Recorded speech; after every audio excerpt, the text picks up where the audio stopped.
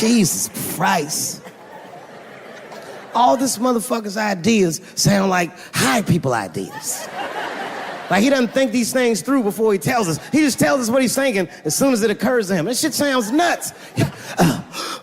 I'm gonna go to China, and I'm gonna get those jobs from China and bring them back here to America. For what, nigga? So iPhones can be $9,000? Leave that job in China where it belongs. None of us want to work that hard. The fuck is he thinking? I want to wear Nikes. I don't want to make them shits. What the fuck are you doing? Stop trying to give us Chinese jobs. I am going to bring back coal. Coal? I'm not even exaggerating.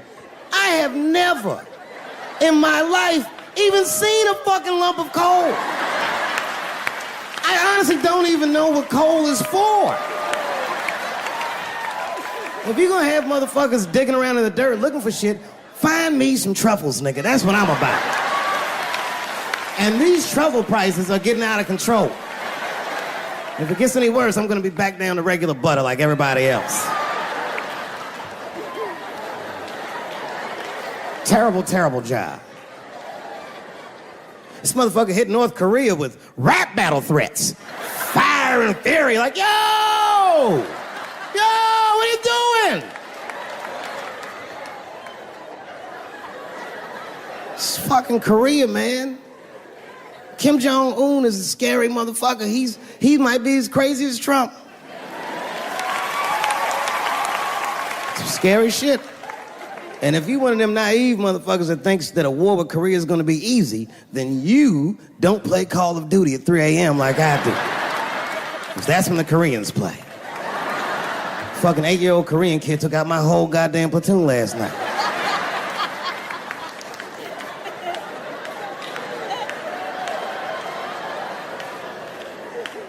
I've never seen somebody in an office so high with the most just basic fucking solutions. Like, you know, we should not let any more Muslims in the country till we can figure out what's going on. Did he just say, figure out what's going on? Who doesn't know how to do basic math? Let's count it out, okay? There's been 17 mass shootings in the United States. 4 of them were done by Muslims. None of those 4 Muslims were from any of the 7 countries in your stupid ass original band.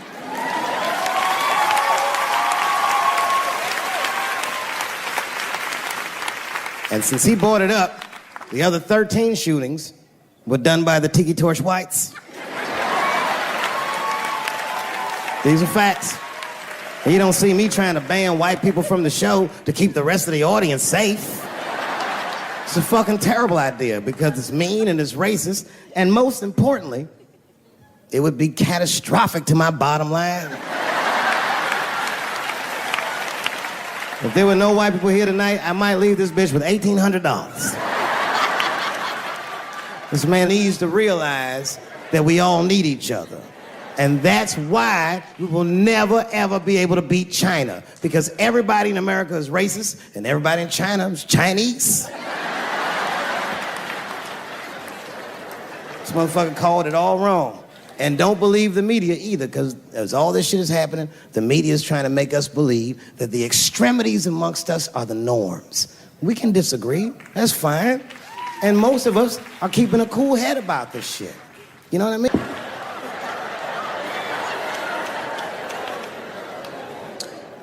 Sometimes I think that the media is hard on Trump, because I'll see shit that they get on him about that doesn't seem bad to me. I mean, a nigga got on Trump about not staying in the White House enough. Who gives a fuck? This motherfucker was rich. He used to shit in a gold toilet. It's true. I don't know if you've ever been to the White House. It looks like a very nice place to work, but I wouldn't want to live in that Scooby-Doo ass house either. That shit's terrifying looking.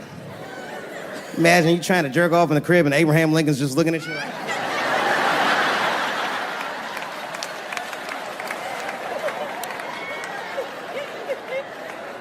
Shit, Bush didn't stay there either. He was rich too. He was like, fuck that, I'm going to my ranch in Texas. Obama was the first motherfucker to move into the White House like, this is a nice place. Look at this rug.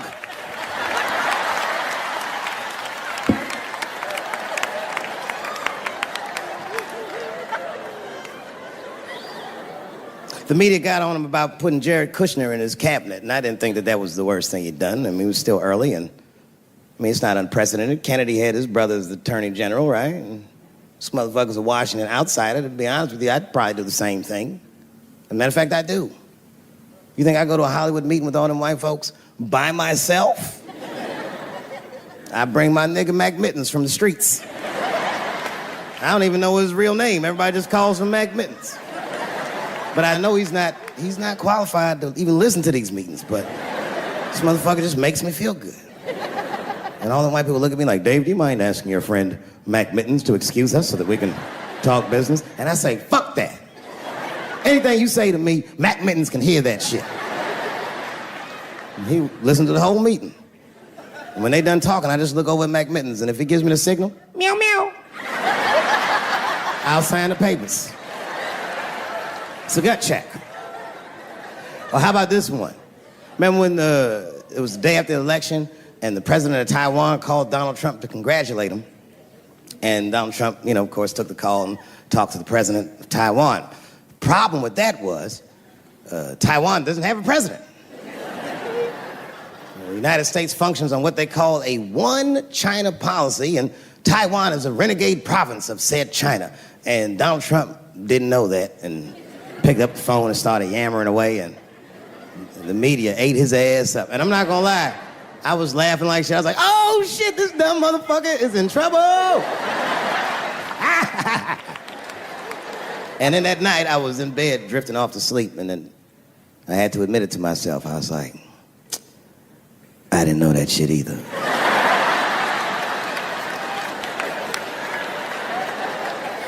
And then I realized the media got the story wrong. The story wasn't that Donald Trump took the call. The biggest story is that nobody told Donald Trump not to take the call. That's terrifying. God damn, nigga, you don't have a Mac Mittens on your team? It wasn't like they were calling the White House. They were calling the switchboard at Trump Towers, and they were getting through. Anybody. Mr. President, there's a Ricky Ticky Tabby on the phone for you?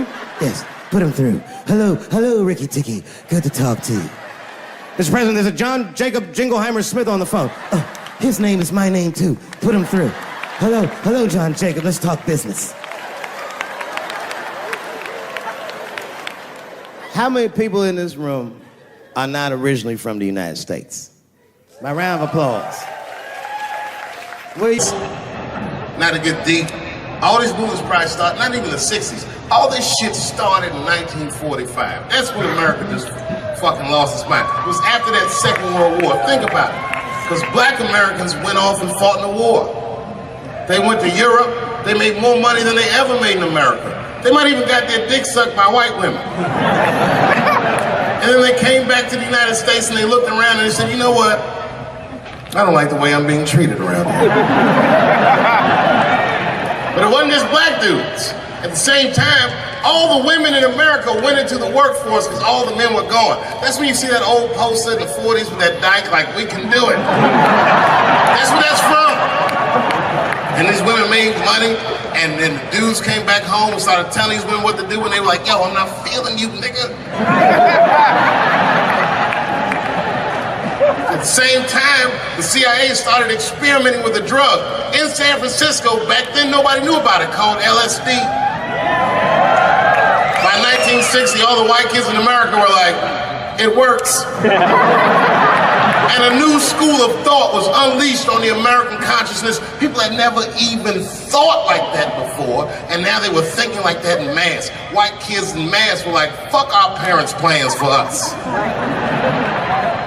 By the time 1960 rolled around, the President of the United States was 42 years old. He was the next best hope.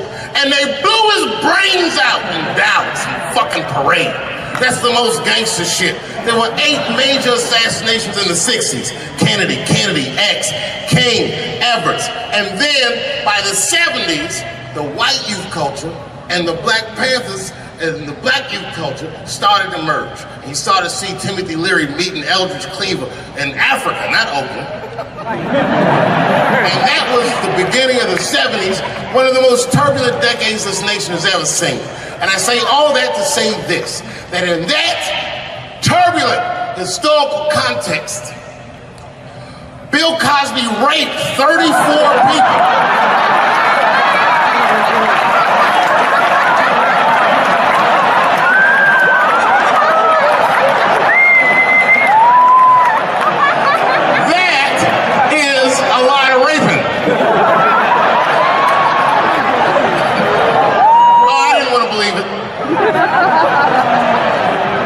Every time I turned on the TV, I saw another old woman describing one of these antique rapes.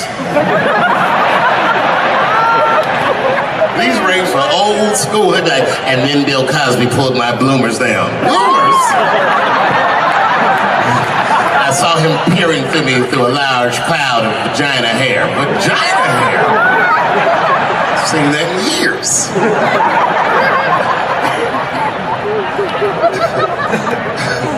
I saw this shit. I said, these people are obviously trying to destroy Dr. Cosby's rich legacy. Right? 34 allegations later, I was still like, man, he probably only raped 13 or 14 of those. Do all that raping. It's like 50 fucking rapes. And don't forget, each one of these rapes have 8 hours of sleep in them. It's like 1,000 hours of rape. Packed into an otherwise busy schedule.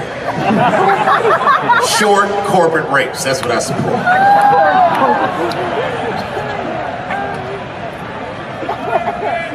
Why would they sleep? That's what I don't understand. Why is Bill Cosby making all these girls sleep? Like, look, man, I'm not even as famous as Bill Cosby was, but I know 20 girls I could call right now and be like, yo, come on to my place for a drink, and I'm gonna put something in it, and you're gonna fall asleep, and I'm gonna fuck you while you're sleeping. And they'd be like, cool, nigga, cool. What time you want me to come over?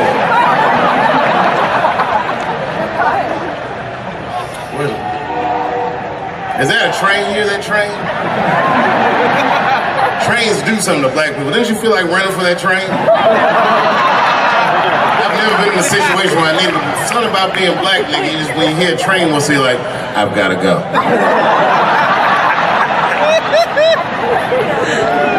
Just wanna run away.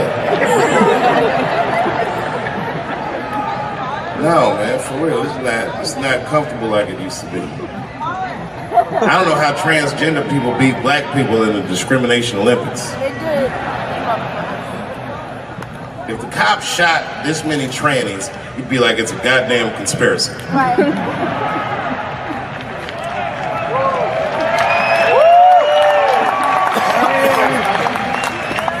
The niggas gonna start wearing high heels just to feel safe.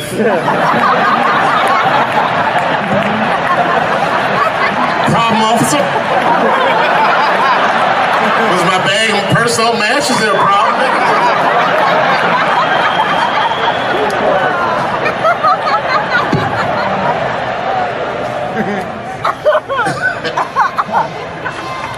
There's too many, man. It's too many. There was one good one in California where the lady got beat up in traffic. You see that shit on YouTube? Yeah. And they beat the shit out of her. You watch the tape, you be like, well, what did she do? Turns out she didn't even do anything. But the good news is the city of LA decided that the court should award her $1.5 million for pain and suffering. Which, if you know anything about money, is as much Marcos Maidana made to fight Floyd Mayweather the second time. It's pretty good considering this woman never trained a day in her life. You can see it in the tape. She didn't come to fight. She took too many shots. She covered her gut, punched her face. She just wasn't doing it right.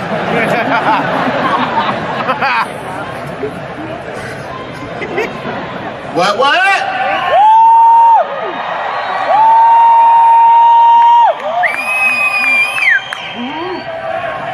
You know what's funny about being in San Francisco? First of all, the city's not even gay anymore. Gay people can't afford to live there.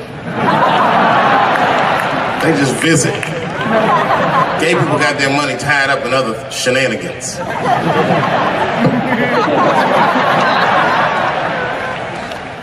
Where you from, bro? Where? Canada? Well, all right, you can get off the watch list. You know, America has a racial hot seat, which belongs to black Americans, but I know you sat in it for a while. I can honestly say Arabs and Mexicans sat in that seat. And we, the Black Americans, would like to thank you both for your sacrifice and your struggle.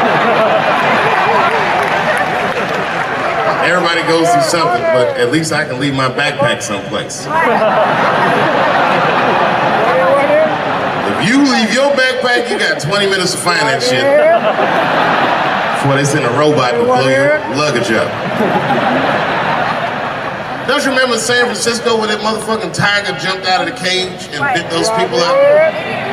And San Francisco is so gay, the whole city blamed the tiger. No, they blamed the victims. They didn't even say shit about the tiger. They said these people were teasing that tiger. That's irrelevant. Tigers should not be able to jump out of the cage and kill people at the zoo. They said that that tiger chased one of his victims 400 yards. Listen, you know how fucking fast you have to run to outrun a tiger for 400 yards? Nigga probably woke up in the hospital with an NFL recruiter standing over his bed. You did good, son. You did very good. I know this isn't a good time, but I'm with the Cincinnati Bengals. Complete coincidence. I think we can tie something in and do something really big with you. One of the guys the tiger bit was Mexican, and the other two were Arabs. I said, who trained this tiger? Homeland Security, like everybody? I gave that tiger some beans. You smell those beans? You can smell that. Go get them. Here's some curry.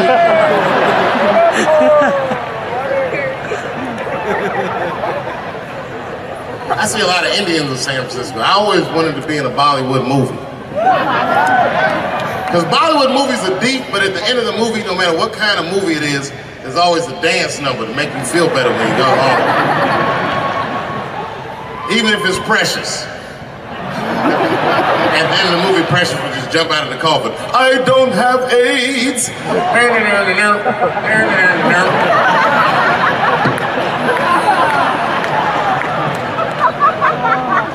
You ever see Precious?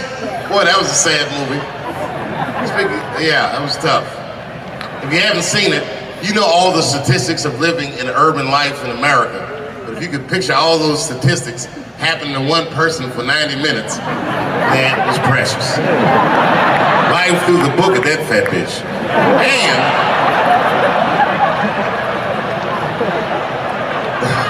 the music haunted me. Because the music was like, you know, like, I don't know, break beats or something.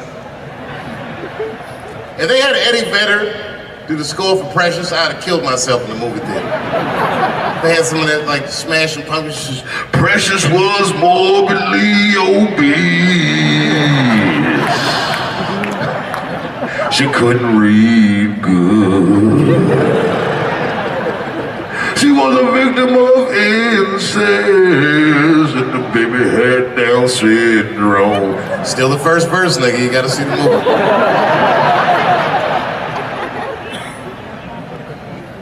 She caught AIDS at the end.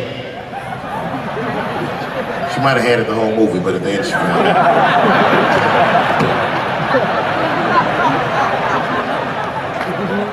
That's one way to lose weight, you know. It's a fucking movie. Precious is a fictitious character. I'm sorry. It's a fucked up movie. It was a fucked up movie. I got scared when I went to see Straight Outta Compton. And Eazy-E caught AIDS at the end. That shit freaked me out. Because I didn't know you could get AIDS from firing your manager.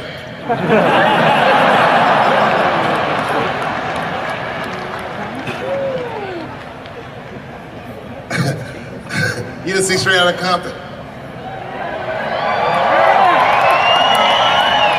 Eazy-E caught AIDS in the last 10 minutes of the movie. He just started, you good, nigga? You all right? Yeah, I'm good. Who catches AIDS like that?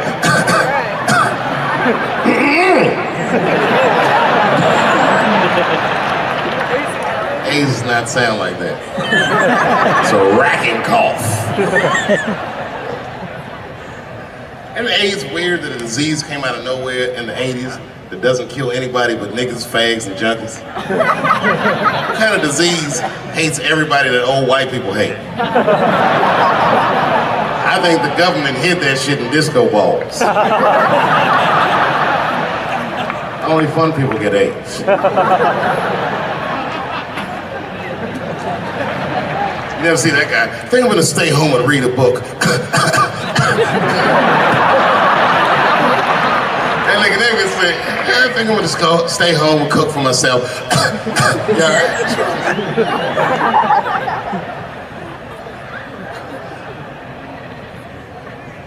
Remember when Donald Sterling made that tape? Said all those bad things about black people? That tape was fucked up. But that goes to show everybody, if you get old and white and racist in America, whatever you do, don't tell your black girlfriend about that shit, because that's who made the tape. She taped everything. The tape was embarrassing. He was like, stop bringing these black guys to my games. We were all listening like, well, how you gonna have a game without us? There'll be a lot of bounce passes and layups in that shit. And then it turned out the black guy he was speaking of was none other than Magic Johnson, NBA legend and billionaire. Unfucking believable. Didn't even mention the fact that he had AIDS, which is the first thing I would say to my girlfriend. This guy must be very racist if AIDS is the footnote.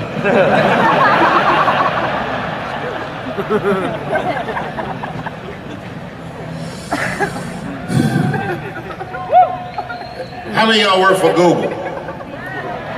Nobody?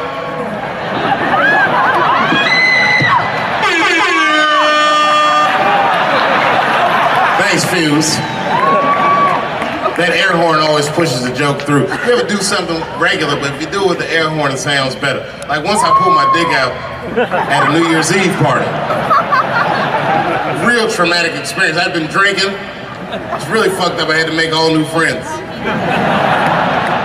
I did it on the 10 count. Them motherfuckers were like, 6, 5. And I was saying to myself, what if I pulled my dick out? They said 3, and then I looked down and said, oh no, it's out!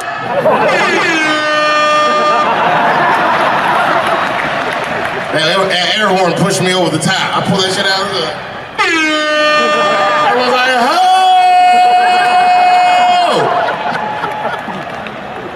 Man, when that nigga pulled his dick out, that really set the party off.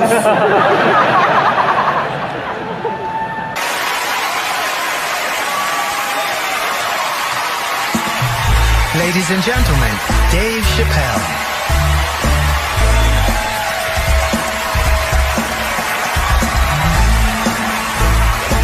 Thank you. Oh boy, I'm very nervous. No pressure. During the Civil Rights Movement, I can't read what's on the teleprompter. Some about black America and white America. There's black Americans and there's white Americans. We're all one America. So if you don't mind, this is not live, is it? I imagine whatever I say, you could just edit it out. Let's try it a few ways. Lou, are you in the booth? I am. All right, good. You know what, Lou? Let's just play around with it and see if we can get it right, get this clip package on, and then let me go home, all right? You got it. All right. Ready? All right, count me in. 5, 4, 3, 2, 1. Wu-Tang. I'm just with you, Lou. Let's do it again. We're gonna do it again. We'll get it right. Here we go, Dave. 5, 4, 3, 2. You know, when I was a comedian starting out in Washington, D.C., right here in this city, 1988, I'll never forget this. It was a comedy club owner that banned profanity from his comedy club. He said it offended his audience, and this was a cause of major concern for all the comedians in the circuit. And we all called a meeting, and we had the owners come, and it was the club owners, and it was the comedians. It was the classic labor dispute. The club owners laid out their case. There cannot be profanity in these clubs because that offends people. And there's a comedian who's still a good friend of mine to this day. He lives right here in Washington, D.C. He stood up and he said, he's black, I should tell you because it's important to the story. He says, I use profanity because I live a profane lifestyle. He says, I don't have an insect infestation in my house. I have roaches.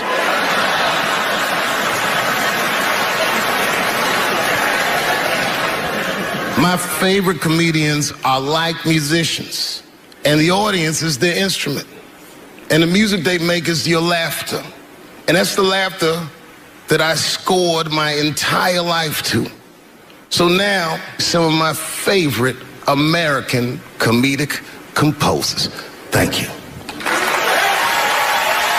When I lose my job, I lose my man. Treats me like a dog, he called me a dog. Yes, he did. What did he call me? An old dog. Sometimes I wished I was a dog and he was a tree. When you stop and think, football's a fair sport for my people. Only sport in the world a Negro can chase a white man and 40,000 people stand up and cheer him. See, in my neighborhood, the kids have a kind of a dubious reaction to that whole Santa Claus concept. They just don't believe that a white man will ride a reindeer through Harlem after midnight. In truth, white friend, it's you that all look alike. But look at the black people around you. We're all different colors. Black walnut, burnt almond, chocolate mocha, pecan, vanilla, yellow, mellow, light, bright, and damn near white. We come from the first people on the earth. You know, the first people on the earth were black people. We the first people had thought, right? We was the first one to say, where the am I? And how do you get to Detroit? I think maybe like 30 years ago, there was a woman that wanted to sing, and a black lady that sang opera that wanted to sing. What was her name? Mary Anderson. And this place was like segregated, and they couldn't sing here. And here we are, like not even 50 years later, a 22-year-old black man on stage getting paid to hold his. God bless America. I gotta go now. Y'all take it easy. Bye-bye.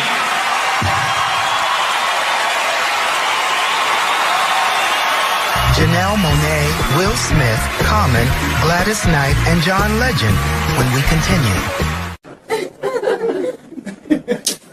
Yeah, man. Well, you ladies are right. To be honest with you, your lives look terrifying to me. They do, man. I know nothing about being a woman, but I know fear. Yo, I used to live in New York when I was 17, and I couldn't even pay my bills. You know what I did to make money? I used to do shows for drug dealers that wanted to clean their money up. One time I did a real good set, and these motherfuckers called me in the back room. They gave me $25,000 in cash. It's probably 18, 19 years old. I was scared.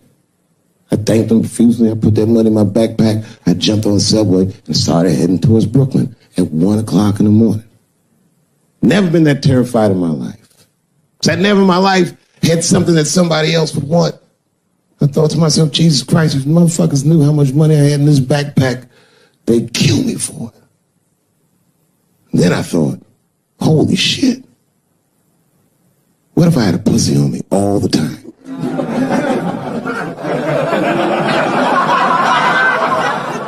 That's what women are dealing with. I'm gonna tell you right now. It's real talk. If them same drug dealers gave me a pussy and said, put this in your backpack and take it to Brooklyn, I'd be like, nigga, I can't accept this.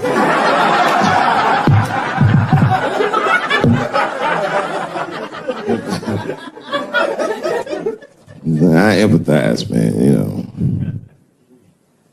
Everybody gets mad because I say these jokes. But you understand that this is the best time to say them. More now than ever. And I know there's some comedians in the back. Motherfucker, you have a responsibility to speak recklessly. Otherwise. New York Times said that Louis C.K. jizzed on his own stomach. You know, I've busted a lot of nuts in my day. None of them were newsworthy.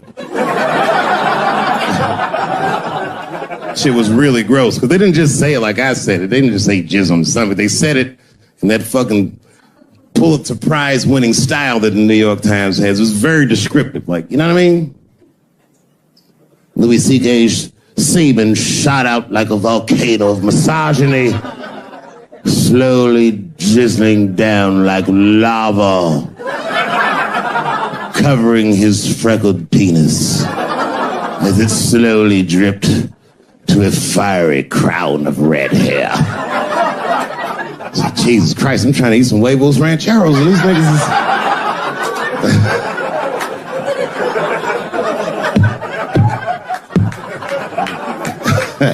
And you know, the tough part, being a comedian, knowing the motherfuckers, everybody comes up to me like, did you know? Did you know what Louis was doing? No, bitch, I did not know. The fuck you think we talk about at the comedy club? Hey, nigga, how was the weekend? Great, man. I was just jerking off in faces and coming on my own stomach, having a good time. You know how this business is. No, I didn't know. They act like we sit around like Grease. Tell me more, tell me more. Dixie, put up a fight. Dun, dun, dun, dun, dun, dun, dun, dun, dun, dun. Sorry, I don't know the choreography, but you get the point. You get the point. She was intense. But Louis was like the turning point. I mean, you know, all these allegations are terrible. Louis was the only... I shouldn't say this, but fuck it. His allegation was the only one that made me, like, laugh. When you think about it... Because all his friends is reading it, and he's jerking off, and he's surprising people. He's surprising me.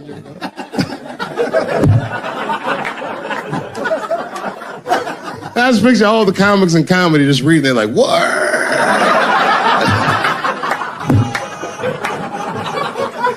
It's terrible. I know it's terrible. I'm sorry, ladies. You're right. You are right. But at the same time, I mean, you know what I mean? I don't know. Jesus Christ, they took everything from Louis. I was like, I don't know, it might be disproportionate. I can't tell. I can't tell. This is like where it's hard to be a man. One lady said, Louis C.K. masturbating in front of me ruined my comedy dreams. Word? Well, then I dare say, madam, you may have never had a dream.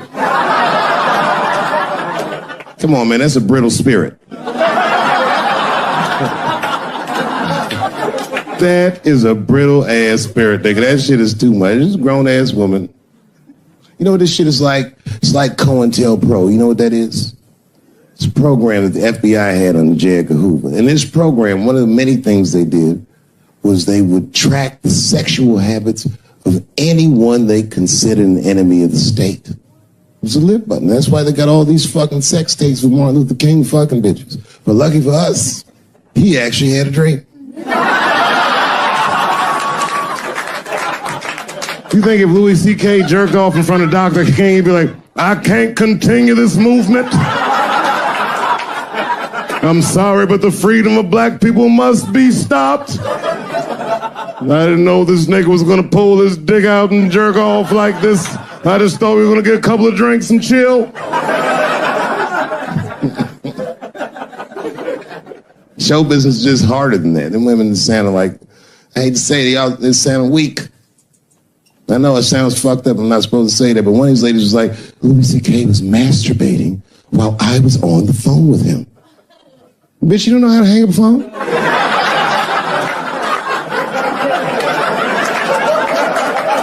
How the fuck are you going to survive in show business? You know what I said? That's all I said. First of all, I'll tell you right now what I said. And I will tell you that this was not a joke. It's a true story. And I just happened to tell it. All right, what happened was I went to a gallery party, all right? I don't know who in here has ever been rich before, but these are very nice parties. You know, wine and cheese and ball of conversation. And there was a few eccentric types, one of which was a very wealthy man that happened to be wearing a dress. I don't know what you call him, man. This is a tranny or drag queen, perhaps. Whatever it was definitely a man. And this man was definitely on drugs. I don't know what kind of drugs he's on, but I knew he had too much. He didn't look good. It's like this, he's like, he looked sick. And all his friends were standing around him, concerned, trying to revive him. I don't know what it looked like some kind of gay CPR. There was fanning and shit.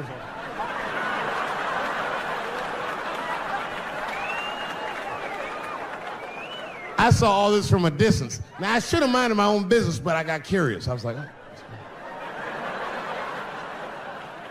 And I went over there. All I said, excuse me, gentlemen, is he okay? And then they looked at me like I was evil. Oh. She is fine. I said, word? Oh. I'm sorry, I didn't know this is what we were doing. Here's my thing. I would support anybody's right to be whoever they feel like they are inside. I'm your ally in that. However, my question is, to what degree do I have to participate in your self-image? Is it fair that I have to change my whole pronoun game up for this motherfucker? That didn't make sense. Seriously. If I put on an Argyle sweater and I'm like, hey everybody, I feel like a white guy in this sweater and I want some goddamn respect and a bank loan. That's not gonna work.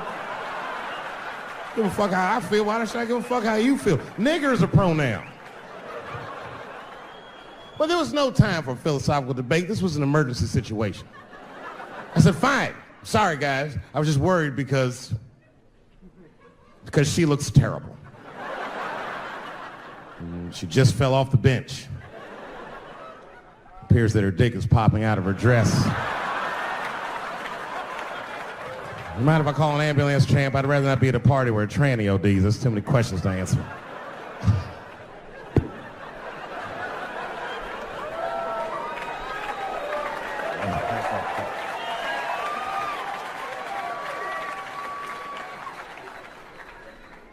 Okay, I've been through this before. I had a friend from high school. Now, in high school, this guy was a thug, right? He was a fucking dope boy. He did it all. He's a wild dude. People used to be very scared of him. And then after high school, word on the street was he'd come out the closet. I personally didn't believe it.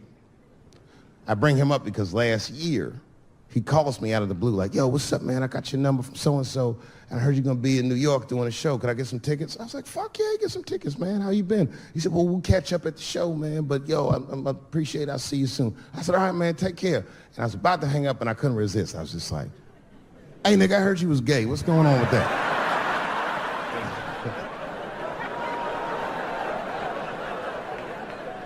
And I wish I didn't ask, because he sounded like he was dying to talk about that shit. And he had a long story about it. And it's not that I didn't care, but I was, I don't like talking on the phone. I was watching TV at the same time. So I just wasn't really paying attention like I should. But I was trying to sound supportive, but I didn't really know what to say. So I just like mumbling shit throughout this conversation. I just be like, nigga, you gay, man. You just gay. Like,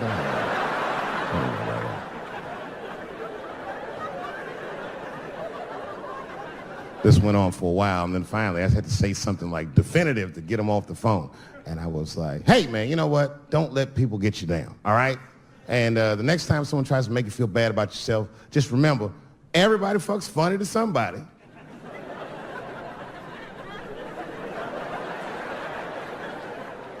He didn't like that shit. He's like, what the fuck does that mean? I said, huh? He said, you saying I fuck funny, motherfucker? I said, no, that's not what I'm saying. I'm saying everybody's different. He said, you ain't say different, nigga. You say it funny. What's so fucking funny about the way I fuck? And I said, hey, man, I fuck feet. He said, what? Oh, this is not a joke, ladies and gentlemen. I get women to squeeze their feet together like this, and I fuck them right in that little space in their feet. But you can't build a community behind that shit. There's no flag for us. That shit made him laugh. And the next day, after the show, I saw him backstage. He was like, yo, what's up, man? I'm like, oh, shit, what's going on? And he had his buddy with him. He goes, Dave, I want you to meet Manuel. Manuel's my fiance. We're in New York getting married because it's legal here. I said, well, Congratulations, fellas. And Manuel was like, gracias. And he went to go get some drinks. And then my buddy looked at me, he was like, so Dave, what do you think? And I started mumbling again. You gay, nigga, you know, you just gay. He said, yeah, I'm a little nervous about getting married, man. It's a big step. I said, yeah, it is. It's a big step. He said, well, you've been married for a while. You got any advice for us? No, I'm married to a woman. Sorry about that. And they corrected me. He said, no, you married the person that you love. So it's essentially the same. I said, you know, man, the problem with that statement is that it makes the assumption that I love her. But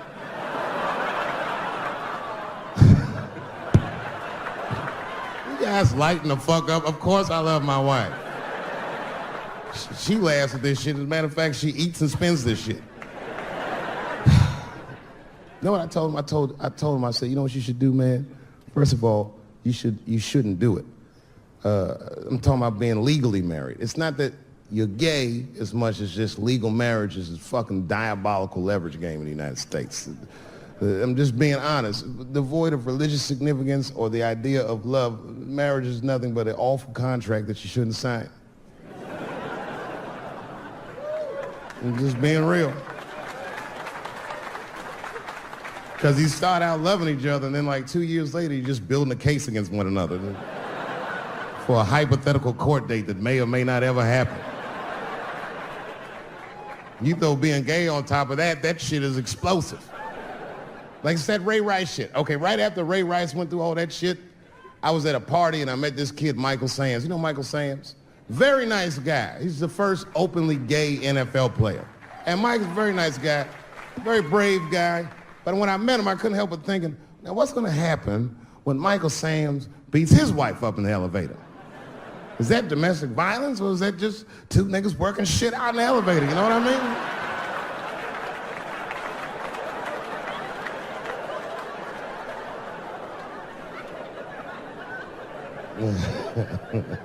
Anyway, I give all married men the same advice, gay or straight. Get a dog. This dog will love you all the time, but she's not going to. It's real talk. I didn't even know about dogs, and my kids got the dog. They brought him home from the shelter, and I didn't even want him. They were like, can we keep him? I said, nope. I said, where'd you even get this dog? They're like, we got him from the shelter. I was like, ugh. Probably something wrong with him. Can't keep him. And then my kids started crying and screaming like the dog had gambling debts. Please, Dad, if you don't let us keep him, they're gonna kill him. I was like, oh. All right, you can keep him. And this dog was a menace. I hated his guts. Then one night I'd smoked a bunch of weed and I was eating a sandwich and Baba came over. Baba's the dog. He came over and was staring at me. This will make you very uncomfortable if you're just looking at you usually.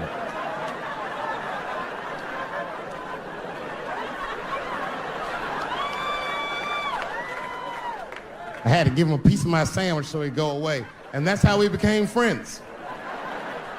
Now, if you see me walking down the street with Baba, I ain't got no leash or nothing. He walks right next to me. If I stop, he'll stop. And if I go, he'll go. And all my friends are like, yo, Dave, that shit is dope. How you train Baba to do that shit? I've never trained Baba. I'm just a messy eater. If I drop food and Baba's not around, all I gotta do is call him. Baba! He's a black dude's dog, so he doesn't come right away. He peeks first to see what's going on.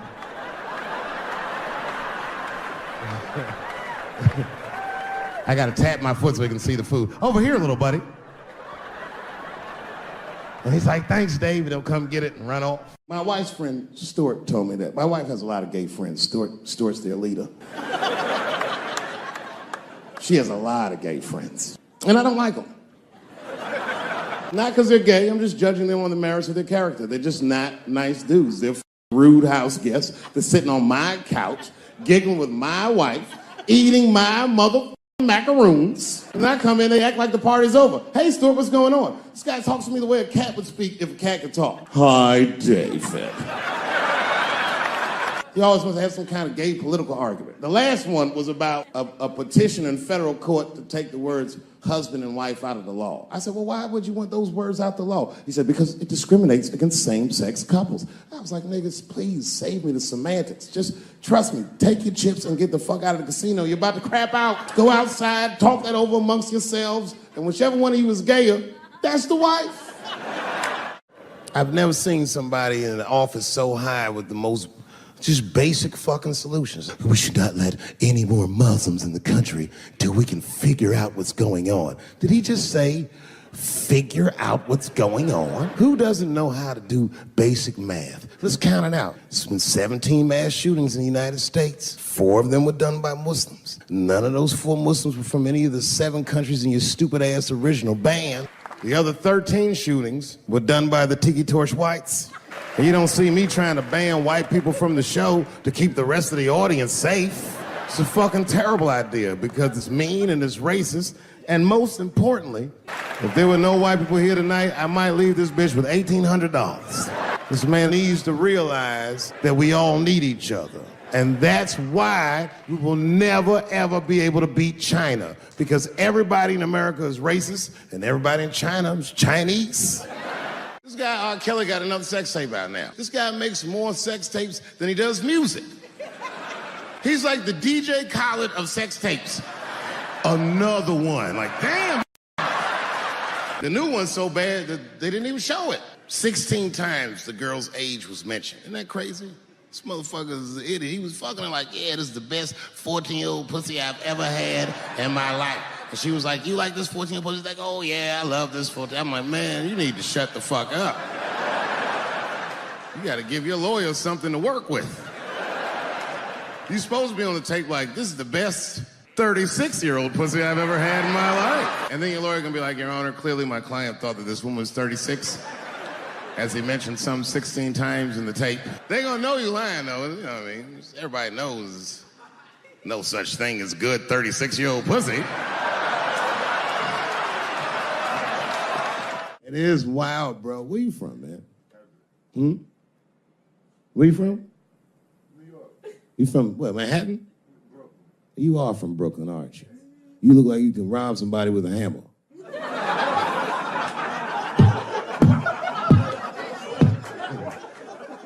Brooklyn niggas rob you with shit they find around the house. I just got stabbed with a toothbrush. This nigga must be from Brooklyn. I'm fucking around. I think, okay, again, of all those letters, the T has the toughest road ahead. In fact, I think the T should stand for tough road ahead. They've got the longest mental gap to bridge. That's all I'm saying. Because, you know, whenever I see one of them T's on the street, I don't mind them, but I'll be like, man, I miss Bruce. I'm sorry, guys. I'm 42. I remember Bruce Jenner. Before the Kardashians, before all that, this motherfucker was a white American superhero. It was amazing. He was beating Africans at track and field. We'd never seen anything like it. He was on my cereal box growing up. You know how much of that cereal I ate, nigga? I didn't know he was gonna do that. I knew before you guys knew. I heard things on the street in Hollywood. You know, you just be out, see people. Hey, what's up, Kanye? Why the long face? Nigga, you'll see. Got 2 mother-in-laws now. There was a big dance coming up in the middle school. I was 12 years old. I said, Dad, can I go to the dance? He said, of course you can go to the dance. I want you to get out and meet some more kids. I said, great. It costs $3 to get in. And my dad said, ooh, sorry, son, I don't have it. I was like, what the fuck? You don't have $3? Well, then how are we alive, Dad? Dad said, if you want to go to the dance bad enough, I'll tell you what, there's some money in the change jar, get the money from there. I was 12 years old, that's what I did. I showed up to the dance early. There's a long line of kids waiting behind me while I'm at the door trying to count out 300 pennies to get inside. I will never forget this shit as long as I fucking live. Oh, man, you know, if you've been poor, you know what that feels like. You were shamed all the time. Feels like it's your fault. And all them kids was laughing, ha, ha, ha. Look how poor Dave Chappelle is. Like, when I think back at it, that's really the only time in my life that I ever thought to myself, I should kill everybody at school. No, this is what I mean. Okay, look, okay, you're an Asian dude. No, I say this with no disrespect, but we're all Americans, right? And we can agree that America has a huge body count all over the world, but nowhere more than Asia. Literally, if you look at history, recently, we have bombed the masculinity out of an entire continent. We dropped 2 atomic bombs on fucking Japan, and they've been drawing Hello Kitty and shit ever since. There's a lot of lady boys in the wake of our bombs, and I know these things because my wife is Asian. She's Filipino.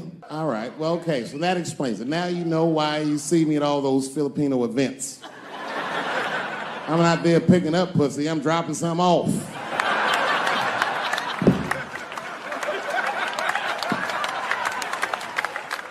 I take my wife to all that shit. I took my wife to see Pacquiao fight Mayweather. We sat ringside, okay? That was a quiet car ride home. That's what that was. That's my problem. I can't handle pressure. Sometimes pressure make me talk different. I'm serious. You ever have like that social pressure? You ever talk to somebody who's fake and they make you fake? Like, they come to you like, hey, how you doing? You're like, fine, how are you? And you're like, I don't even talk like that. I get sick of that shit. I do. It just makes me sick. Sometimes I'll talk crazy just to make myself feel better. You ever do that? Just start talking like crazy. Like, you ever hear this voice? Man. That's how bad guys used to talk in the 40s. In the old days. See, I talk like that. Not all the time, but if somebody put the pressure on me, fuck it, I gotta cut loose. If the police pull me over, I'll talk crazy. Son, do you know why we pulled you over? Nah, because I'm black, see? That's right. Nah. It's not illegal to talk like that. How do they know I don't talk like that every day? Stop talking like that. Stop talking like white copper. Nah. I see my age in my children. I came home from the road. This is not long ago. I've been gone for, if you can picture, I was gone for weeks and weeks. And when I came back,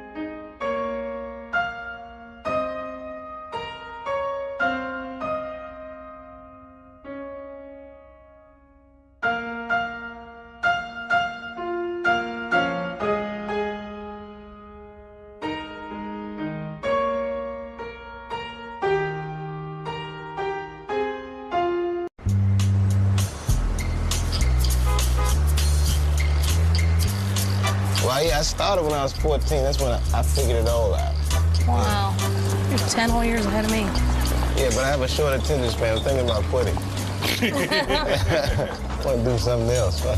You know what my first job in the workforce was? I had to put on a cookie costume and hand out flyers on Capitol Hill for a restaurant called the Cookie Bag.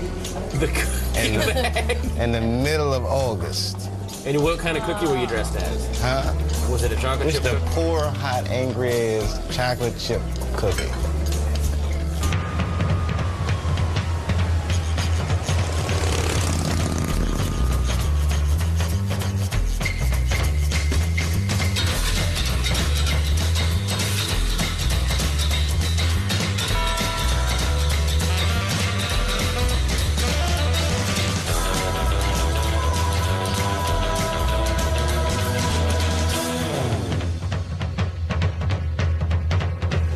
Ladies and gentlemen, coming to you from San Francisco, please welcome Dave Chappelle.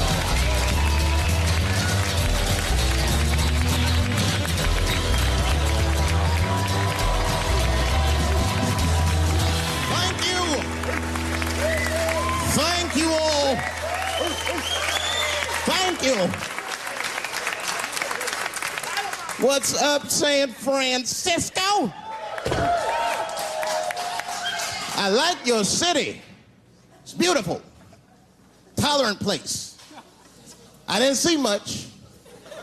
I haven't seen my friend call me. He was like, Dave, having fun in Frisco? Hell yeah. Seen the sights? No. You want to go see Alcatraz? What kind of nigga in his right mind wants to visit a prison for recreation? I got friends in jail I don't visit. I don't deal with jails. Don't deal with jails, and I don't deal with police. My house got robbed in New York. I didn't even call the police. I wanted to, but I couldn't. My crib is too nice. It's not that it's too nice, but it's too nice for me. You know how the police are in New York. Soon as I open the door, they'll be like, oh, he's still here. Open and shut case, Johnson. Apparently, this black guy broke in and hung up pictures of his family everywhere. Never seen anything like it. Don't deal with them, man. I had to bail a friend of mine out of jail one time. You know, that was horrible. I was scared. I had to walk right into the belly of the beast. I tried to look as non-threatening as possible. Hi. I'm here to bail out my buddy. Oh, okay. Well, while you're here, you do fit a description. If you'll walk this way, we can process you. How they always get us. It's fitting those damn descriptions. Now, I could be bitter and blame all the police, but no. I'll tell you who I blame. It's those sketch artists. They keep drawing the same brother over and over again. Who is this generic man we all look like? I want to know what they say when it's us. You know what I mean? They'd be in that room like, did you get a look? Did you see the guy that tried to rob you? Yes. Yes, I did. He's about 6 feet tall, I'd say. 6 feet tall? Yes. He had his hat on backwards, too. Good. That's good stuff. Hat was on backwards. Yes. He was black? Okay, big lips, big nose, hanging out. Say no more, sir. I'll draw him from memory. You know, let me get my stencil. I think we can trace this guy and save some time. They get on the radio and calling all cars. Be on the lookout for a black male between 4'7" and 6'8". Between 120 and 380 pounds. He's wearing Nikes. Get this man! Criminals are insane. I don't even know why people do crime. They want to catch you, they're going to catch you. They can. They got forensics. You ever seen forensics? Those guys find clues nobody else thinks about looking for. I mean it. You leave a pubic hair anywhere near a crime scene, they're going to find that. What the hell is this? Back up!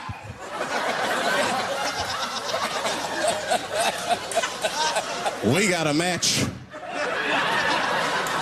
Then they look at the pubic and tell all kinds of information. Looks like there was a struggle. Time of death 307. It's amazing. I saw him get a dude one time on court TV. It was embarrassing. It was a sexual assault case. I knew the defendant was lying. I could feel it. He defended himself too hard. He did. His answers had nothing to do with the questions. They're completely irrelevant. They asked him easy questions. Were you anywhere near the crime scene on the night of the incident? Mother, I told you I work at Burger King. He was like,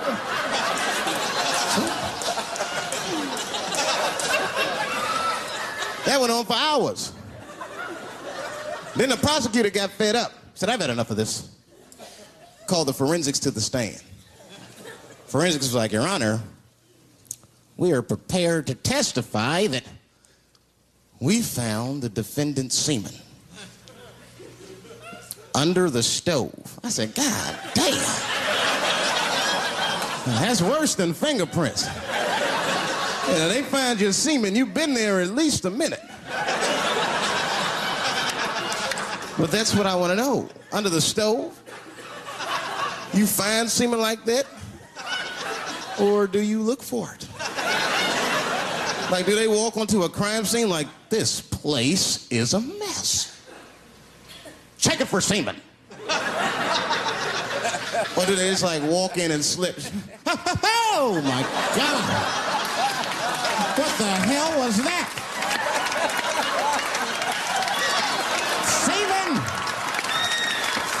They find it on every crime scene. It's like, what are burglars doing? So we got the stuff, let's get out of here. Wait a minute. I want to leave my calling card. The semen bandit has struck again. I don't understand nothing anymore. I don't. I watched TV the other day. Now tell me, maybe it's just me. Maybe I'm crazy. Is it me? Is it me, or do commercials have nothing to do with the products anymore? You think I don't even know what a commercial is about until the end. Everyone's a surprise nowadays. You seen that commercial where the lady got the black eye? This lady come on TV with a black eye, she's crying. She's like, I smoke crack. And my husband beats me. And then a voice came on and said, got milk? I said, what the? It has nothing to do with milk. I'm not saying I'm a commercial expert, but I'll make a better milk commercial than that. Just make it nice and simple. I just do a close-up of a titty and put milk right underneath. If that doesn't sell milk, nothing will, boy. I'll tell you that right now. It's 1997. Titties are industry in 1997. They are. I know they are. I'm a customer.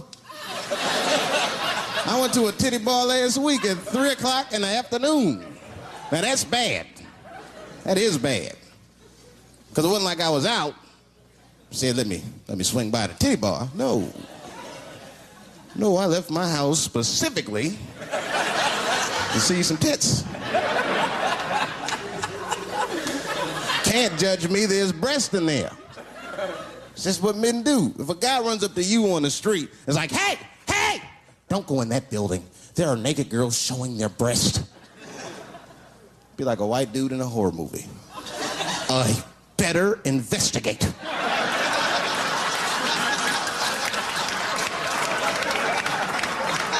I'm gonna want to see for myself. Titty bar's a weird place. I'm not saying it's a good place to hang out. I go there every once and then. But it's a weird place. They got weird morality. One time I walked in titty bars, all these guys coming in, right? Out of all these dudes, the bouncer picked me out the crowd, started yelling at me. Hey, hey, hey, buddy, sir, do you want to take your hat off? Huh? It's disrespectful to the ladies. Yeah, I can shove a 20 up her but I better not have a hat on when I do it. Oh, sorry about that, buddy. Here you go, Bubbles. Forgive me for the hat thing.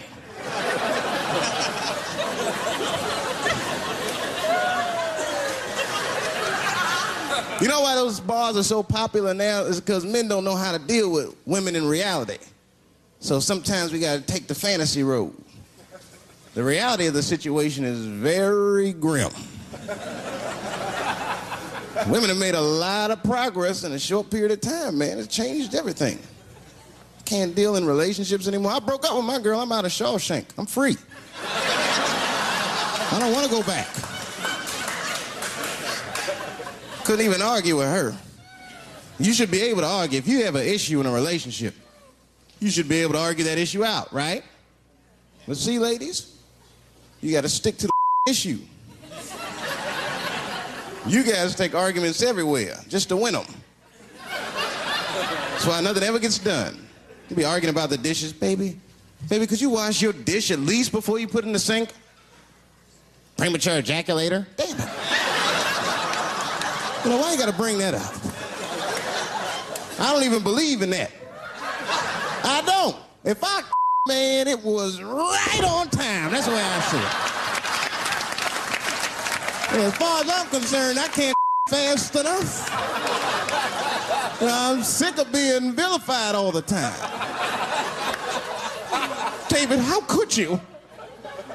How could you? I was. What were you trying to do, huh? Well, I beat you. You gotta work on your time, baby. I'm down to 1:20. They're mad at me because I have different goals in sex. I'm a speed. Just trying to hit my best time. It's like the Olympics. And now for the dismount.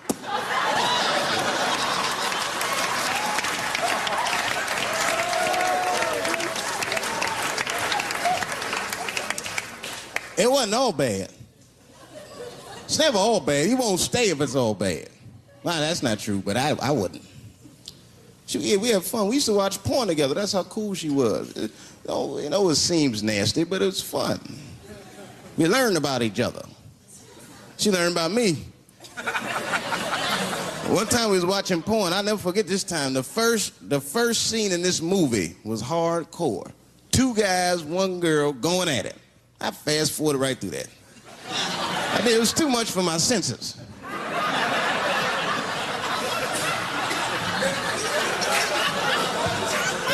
The scene after that was these 2 girls and this guy. And you know, I stopped for a minute. I had to see what this was all about. And she noticed. She said, what is that? Now, why does that disgust you? 2 men and 1 woman. The men aren't touching each other, but the women are. The 2 women, those men touch each other. The 2 men don't touch each other. Why is that nasty to men? And I'll tell you why. Hey, ladies, you can call me crazy, but I think every straight man has a rule. That would be the 1 penis per fantasy rule. My is the star of my fantasy. Nobody else's is guest starring in my.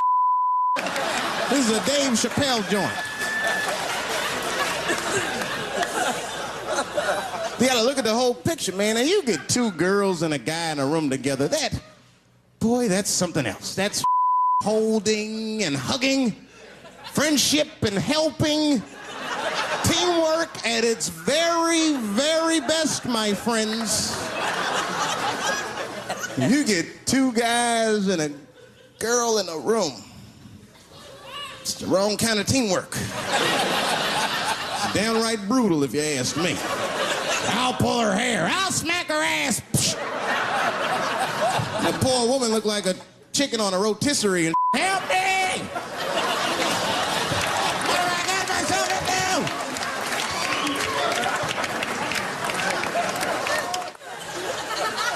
My life. It's too much there to stress you out. This whole world is just drug-infested. Hate-infested, drug-infested world. Hate drugs. I heard the worst drug story. You know what my friend told me? You know what he's dealing with? His landlord is hooked on crack. That's terrible. That's pressure. If your landlord's hooked on crack, that means you've got to have the rent. You come around all the time. I got the rent. It's not even due yet. It's the 10th. Come on, I need it. Let me just get $20 of it now, and then just give me the rest of the month. Every couple hours. Hey, look, I'm gonna need some more of the rent. This building's falling apart. Things came up. Comes home early from a party. Landlord's in the crib going through his. What are you doing in my house? Ah! Where's the sink? I came to fix it. It's in the kitchen. I thought it was in the drawer. I'll fix it tomorrow when I come for the rent.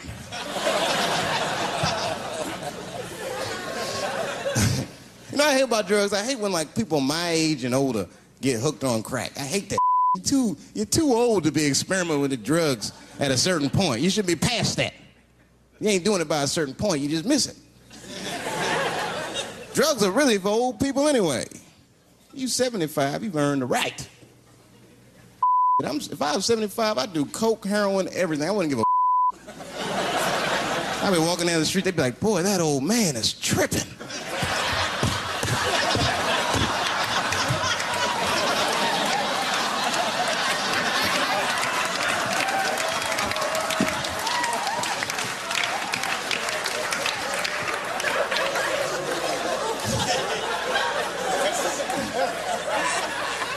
Can't do everything. Maybe weed. If you're gonna do something, do a little weed. Smoke weed. Weed's not as bad as everything else. Weed is a background substance. You know what I mean? You can smoke some herb and still function. And you ain't crisp, but you'll function. Nothing higher than weed, though. I made that mistake one time. I was at a party, some guy gave me some. He's like, here, man, take this. Mushrooms. I took it, I forgot all about it, you know. Then a couple days later, I found that in my pocket. I'm thinking, why not? Because I'm thinking it's like weed, some background. I planned my whole day out like it was weed. I'll chew this up, then I'll go to the barber shop, get my hair cut, and then I'll see a movie.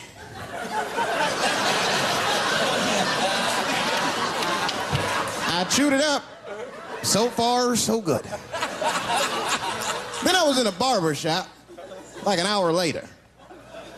And it's funny because I was just thinking to myself, I was like, ooh, this stuff sucks. Tastes like athlete's foot. I feel sick, but I'm not really high. Then I looked in the mirror. I saw the barber's reflection, man. It looked like a big penis was cutting my hair. I freaked out. I started talking to myself, Dave, calm down. You're on drugs. This is what drugs do. Okay, you know that there is no way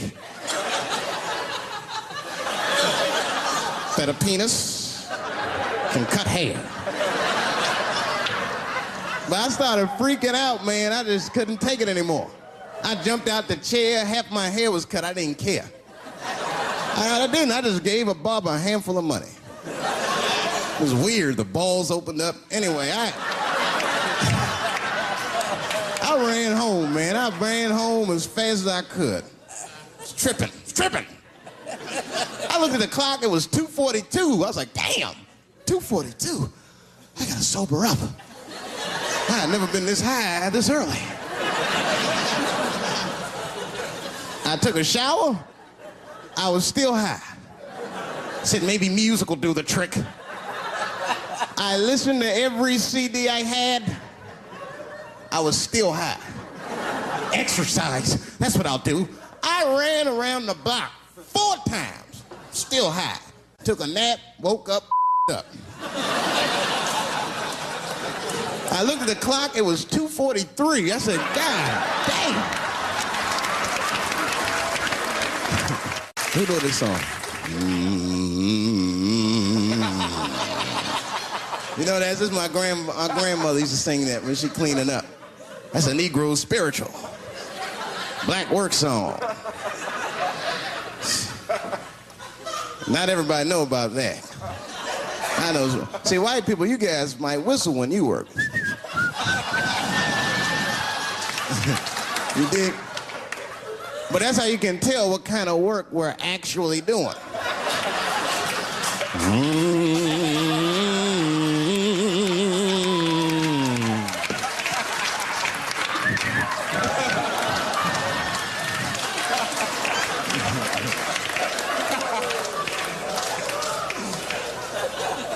I study that kind of I do. Anything that has to do with race. I read a little here, see a little there. And I travel. That's always good. Traveling has made me a racism connoisseur, if you will. You know, it's different from region to region. Anyone ever been down south? So you guys know what I'm talking about. And the racism down there is just, it's perfect. It's due to a perfection. It's comfortable, it's out in the open. There are no secrets in Mississippi. Everybody knows the deal. Morning, nigger. Morning, sir.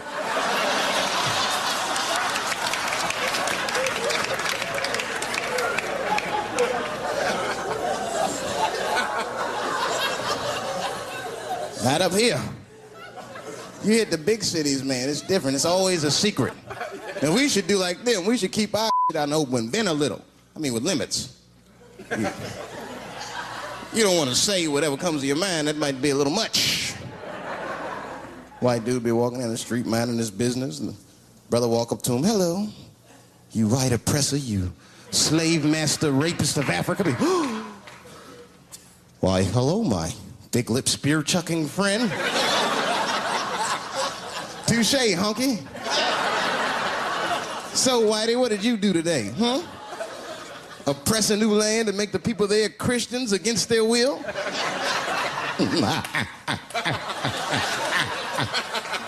What did you do, fellow? Burn those big black lips on a crack pipe as you miss your job interview? Easy, Whitey, you're cutting deep. All this chit-chat has got me thirsty. If you will excuse me for a moment, I'm gonna go to the Korean store and get something to drink. Chilling. Hello. You slanted-eyed, ruining the economy in our neighborhood by opening stores and taking the money out the community. Chink. Well. Good afternoon, you browse around but never buy anything. Suspicious looking nigga. After a while, that might be too much.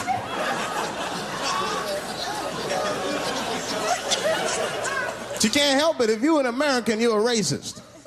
We brought up from the beginning to think in generalizations. We never look at the individual. We rarely look at the individual. I'm a racist. I know I'm a racist. You know how I know? The other day, I caught myself being racist against myself. There's so much getting on, I got mixed up. Forgot whose team I was on.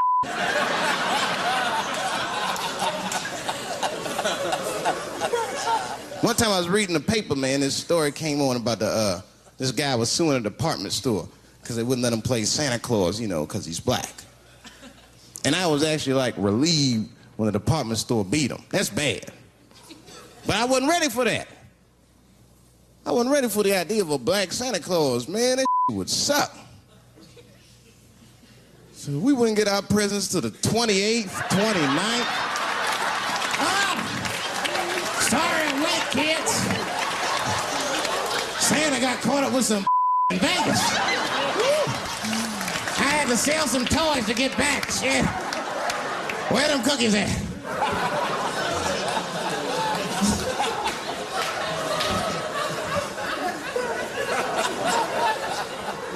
Y'all are a great crowd, man.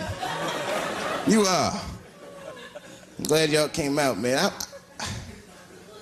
I'm nervous. I am. Not about the special. I hope this don't make me famous. You dig? I don't want to be famous. I want people to like me for who I am. Like famous dude, don't never know why people like them. That's why, like, if I ever make it, I'm gonna have to like test people. Like if I meet girls, I wear disguises when they first meet me, so they don't know who I am. And then, like on the first date, I'll call myself, I'll pick you up right from work, and then I'll pick her up in a garbage truck, just to see how she reacts. And she's like, wait a minute. Oh, do I look like garbage to you? I don't see no goddamn trash need to be picked up here. Get that goddamn truck off my block. Who do you think you are? That's when I take my mask off. Oh, David Chappelle. That's right, bitch. Thank you. Thank you very much.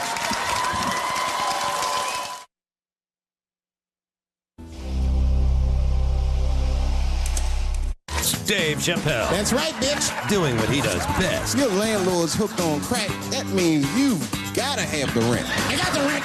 It's not even due yet. It's the 10th. Come on, I need it. Dave Chappelle. Coming up next, part of Stand-Up Month on Comedy Central. In a stand-up special, John Leguizamo gets in touch with his feminist side. Why herpes? Why not himpies? The network television premiere of John Leguizamo's Sexaholics, A Love Story. Next Sunday at 10, part of Stand-Up Month on Comedy Central. Mm-hmm.